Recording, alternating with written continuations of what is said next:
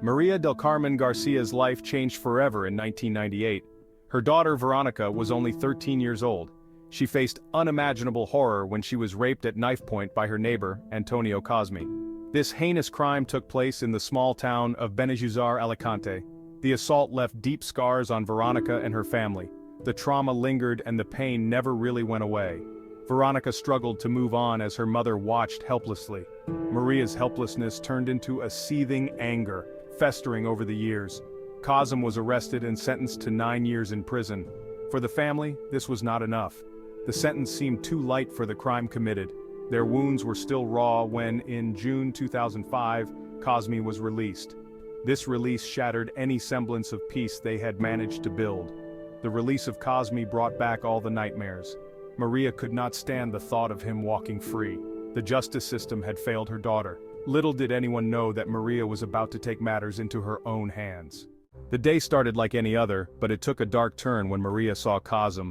He had the audacity to approach her at a bus stop. His mocking words, "How is your daughter?" were the final straw. Maria bought a container of fuel. Her hands trembled as she carried it into the bar where Cosme sat. Without a word, she poured the gasoline over his head. The bar fell silent as she struck a match. Flames engulfed Cosme as he screamed. She confessed, saying she only wanted to scare him. Cosme was dead and Maria was now a murderer. Maria was arrested and charged with murder. The news spread quickly and the public reaction was immediate and intense. Some saw her as a monster, capable of a heinous act. Others saw a mother pushed to the brink by a system that had failed her. The media coverage was relentless. Maria's face was on every screen, her story told and retold. Debates raged about justice and revenge. Was Maria a criminal or a victim of a broken system? The lines were blurred and emotions ran high. Thousands of people rallied to her defense. Petitions circulated calling for leniency. Maria's actions resonated with many who had felt the sting of injustice. They argued that her mental state, plagued by depression and anxiety, should be taken into account. The courtroom became a battleground for these conflicting views. Maria's lawyers argued that she acted out of severe emotional distress. The prosecution painted her as a cold-blooded killer. The world watched as this deeply personal tragedy played out on a public stage. Maria's initial sentence was harsh. She was given 9.5 years in prison. Her supporters were devastated, but Maria's legal team did not give up. They appealed the sentence. In 2011, their efforts paid off. Maria's sentence was reduced. She had already served 1 year and 10 days. It was a small victory, but a victory nonetheless. Maria's lawyers continued to fight for her release. But in 2013, the Regional High Court of Alicante rejected the plea. Maria was forced back to prison. The public was divided. By 2017, there was a glimmer of hope. Maria was granted the ability to leave the prison grounds between 11 a.m. and 7 p.m. It was a small mercy, but it allowed her a taste of freedom. The long years of struggle seemed never-ending. In 2018, Maria was finally released. The legal battle was over, but the scars remained.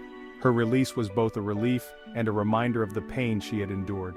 The family tried to move on, but the shadow of the past loomed large. Maria's case had drawn national and international attention. It had sparked debates about the justice system, the treatment of sexual assault victims, and the limits of revenge. Her story was a stark reminder of the emotional and psychological costs of violence. For Maria, freedom was bittersweet. She had fought for her daughter and she had paid a heavy price. The journey had been long and painful, but she was finally home. The road to healing was still ahead. Maria's case highlighted significant flaws in the justice system. It showed how the legal process can fail victims and their families. The release of Cosme after just 9 years was seen as a betrayal.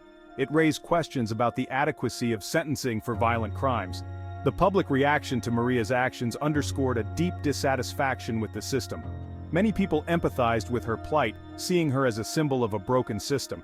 Her case brought mental health issues to the forefront, emphasizing the need for better support for those affected by trauma. The debates sparked by Maria's story were more than just about one woman's actions. They were about the broader issues of justice, protection, and support for victims of violence. They highlighted the need for reforms to ensure that victims and their families are not left to fend for themselves. In the end, Maria's story is a powerful reminder of the human cost of crime and the complexities of justice. It calls for a more compassionate approach that recognizes the deep emotional scars left by violence. Her journey, painful and tragic, serves as a testament to the need for change.